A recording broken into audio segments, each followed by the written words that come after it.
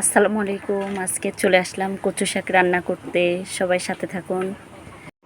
এখন আমি কচু শাকগুলো একটা একটা করে বাছে নিচ্ছি, কারণ বাস্তবে কচু শাকে অনেক সময় সবুজ ধরনের পোকামাকড় থাকে। কচু শাকে রয়েছে প্রচুর পরিমাণে ভিটামিন এ। কচু শাকে রাতকানা রোগ দূর হয়। কচু শাকে চোখের ছানি পড়া রোগ দূর হয়। কচু শাকে রয়েছে প্রচুর পরিমাণে রক্ত স্বল্পতা দূরকরণের উপাদান। তাই নিয়মিত কচু শাক খাবেন। যাদের উচ্চ রক্তচাপ রয়েছে, তাই কোলেস্টেরল দূর করতে উচ্চ রক্তচাপের রোগীরা অবশ্যই কচু শাক খাবেন। কচু জাতীয় জিনিসগুলো খাবেন।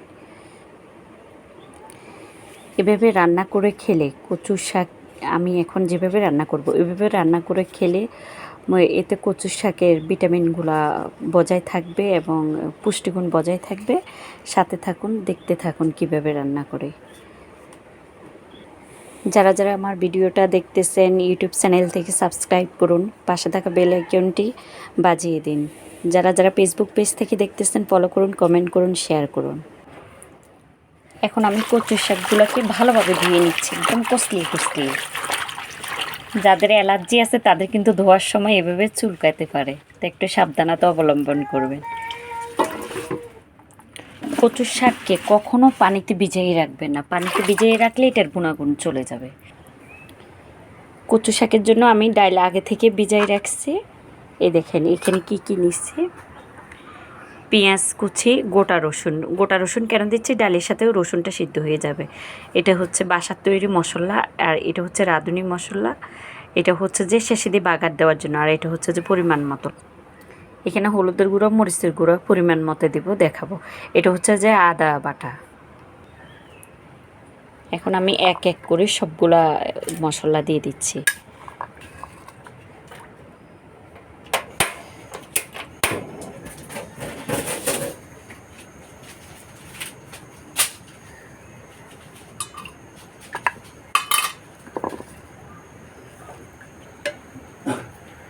কচুর শাকের সাথে সব মশলাগুলো একসাথে দিয়ে দিতে হয়।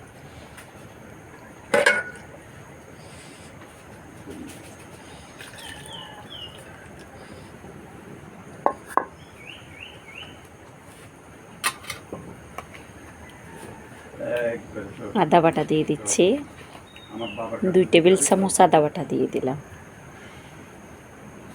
হলুদের গুঁড়ো দেখেন একদম পরিমাণ মতো, পরিমাণে কম দিতে হবে, যেহেতু আমি রাঁধুনি মশলাও এখানে ইউজ করেছি। একটু ঝালের পরিমাণ একটু বাড়াই দিলাম। 2 টেবিল চামচ মরিচের গুঁড়া দিচ্ছি। এখন সবগুলো মশলা দিয়ে আমি এখন ডালটা সিদ্ধ করতে দিয়ে দিচ্ছি। ঢাকনা দিয়ে দিচ্ছি। ডালটা সিদ্ধ হয়ে গেছে, পানিটা কমে গেছে, ডালটা সিদ্ধ হয়ে গেছে। আমি এখন ঘুটনি দিয়ে ভালো করে ঘুটে দিচ্ছি। দেখেন আমি আরেকটু পানি দিয়ে দিচ্ছি। বেশি পানি দিবেন না, বেশি পানি দিলে কচু শাক কিন্তু পানি হয়ে যাবে, মাখা হবে না। এই পানিটা যখন ফুটবে, এই ডালটা যখন ফুটবে তখন আমি কচু শাকগুলো দিয়ে দেব। ডালগুলোর পানি ফুটে উঠছে, এখন আমি কচু শাকগুলো সবগুলো দিয়ে দিচ্ছি। কচু শাক কিন্তু ছোট করে কাটবেন না, এতে কচু শাক সিদ্ধ হবে না। জাস্ট পুরো কচু শাকটাকে খালি 2 ভাগ করবেন। বেশি ছোট করলে কিন্তু কচু শাক কখনো সিদ্ধ হয় না, এটা মাথায় রাখবেন। সিদ্ধ হবে না, গলে যাবে না। এখন আমি ঢাকনা দিয়ে ভালো করে ঢেকে দিচ্ছি। দেখেন এটার ঢাকনা দেওয়ার পরে অনেকটা কমে গেছে, দেখছেন? একদম কমে গেছে। এখন আমি ভালো করে নাড়াচাড়া করে করে দিব, চুলাটা কমাই দিব, চুলার জালটা। এভাবে রান্না করলে কচু শাক, একদিকে ঢালের তো অনেক উপকারিতা আছে, আশা করি সবাই জানেন, ইনশাল্লাহ এটা সবাই জানেন। কিন্তু কচু শাকের প্রচুর পরিমাণে ভিটামিন এ রয়েছে। রাতকানা রোগ দূর হয়। গর্ভকালীন অবশ্যই মারা কচু শাক খাবেন, এতে বাচ্চা আর মায়ের উভয়ের উপকারিতা অনেক বেশি উপকার হবে। আস্তে আস্তে এখন আমি চুলার জালটা কমে দেবো, আস্তে আস্তে সিদ্ধ হয়ে যাবে। দেখেন লাগতে অনেকটা পানি শুকিয়ে গেছে, এটাও আস্তে আস্তে গলে যাচ্ছে। আর একটু এটা খেয়াল রাখবেন, কচুর শাকে ডালটা গলার পরে পানি বেশি দিবেন না। পানি বেশি দিলে পরে আর পানি শুকোতে পারবেন না, অনেক সময় লেগে যাবে।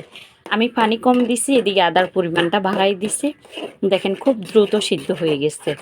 আর একটু সিদ্ধ করবো, এটাকে একদম মাখা মাখা করে ফেলবো। এদিকে আমি কচু শাকে ফোড়ন দেওয়ার জন্য জিরাগুলো টালি নিচ্ছি। জিরাগুলোকে এমনভাবে টালতে হবে যাতে করে জিরাগুলোর ফ্লেভার থাকে, এতে করে কচু শাক অনেক স্বাদ আসে। জিরা ফোড়নের কারণে কচু শাকে অনেক স্বাদ আসে। জিরা যেন পুড়ে না যায় সেদিকে খেয়াল রাখ। দেখেন লাল লাল হয়ে গেছে কিন্তু পোড়া যায়নি, দেখছেন? ভালোভাবে খেয়াল করুন, পোড়া গেলে কিন্তু এটা নষ্ট হয়ে যাবে, গ্রানটা চলে যাবে। সুন্দর একটা গ্রান থাকে এটা। কালা জিরাগুলো একটু ঠান্ডা হয়েছে, আমি এখন পুতা দিয়ে ভালো করে এটাকে গুঁড়া করে নিচ্ছি। সবগুলো জিরা গুঁড়ি হয়ে, এখন জিরাগুলো আমি কচু শাকের মধ্যে দিয়ে দিচ্ছি। জিরার গুঁড়িগুলো দিয়ে ভালো করে নাড়তে হবে মিশে যাওয়ার। এখন আমি পেঁয়াজ দিয়ে বাগার দেওয়ার জন্য এখানে তেল দিয়ে দিলাম। তেলটা গরম হয়ে গেছে, পেঁয়াজগুলো দিয়ে দিচ্ছি। এদিকে কচু শাকটা যাতে করে লেগে না যায় তার জন্য আমি বারবার নাড়তেছি। লেগে গেলে, পোড়া লেগে গেলে আর খাওয়া যাবে না। পেঁয়াজগুলো লাল লাল লাল হয়ে গেছে, আমি চুলার জালটা বন্ধ করে দিই। এখন কচু শাকের উপরে এই বাগারটা দিয়ে দিচ্ছি। রান্না কমপ্লিট, বাগার দেওয়া শেষ মানে রান্না কমপ্লিট। একটু নেড়ে ছেড়ে আপনারা চাইলে আরও জাল দিয়ে শুকাই ফেলতে পারেন।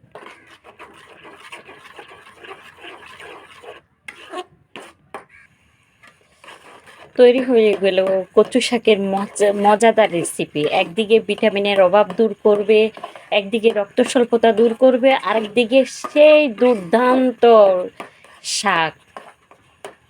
একবার এইভাবে কষ্ট করে পরিশ্রম করে রান্না করে দেখুন, কত যে ভাত খাবেন তা বলে শেষ করা যাবে না। আর পান্তা ভাতের সাথে এটা খেয়ে দেখুন, আরও শুকনা শুকনো একদম শক্ত শক্ত করে, সারা জীবন খেতে ইচ্ছে করবে, মুখে লেগে থাকবে। আসসালামু আলাইকুম, আল্লাহ হাফেজ। দোয়া করবেন সবাই, আপনাদের জন্য অনেক বেশি দোয়া রইলো, আপনারাও আমাদের জন্য দোয়া করবেন। ভিডিওটা লেন্থ হয়ে গেছে, কি করব জানি না, মানে লেন্থ করতে চাই না, শর্ট করতে চাইছি, কিন্তু পুরো প্রসেসিংটা দেখাতে লেন্থ হয়ে গেছে। ওকে, আল্লাহ হাফেজ।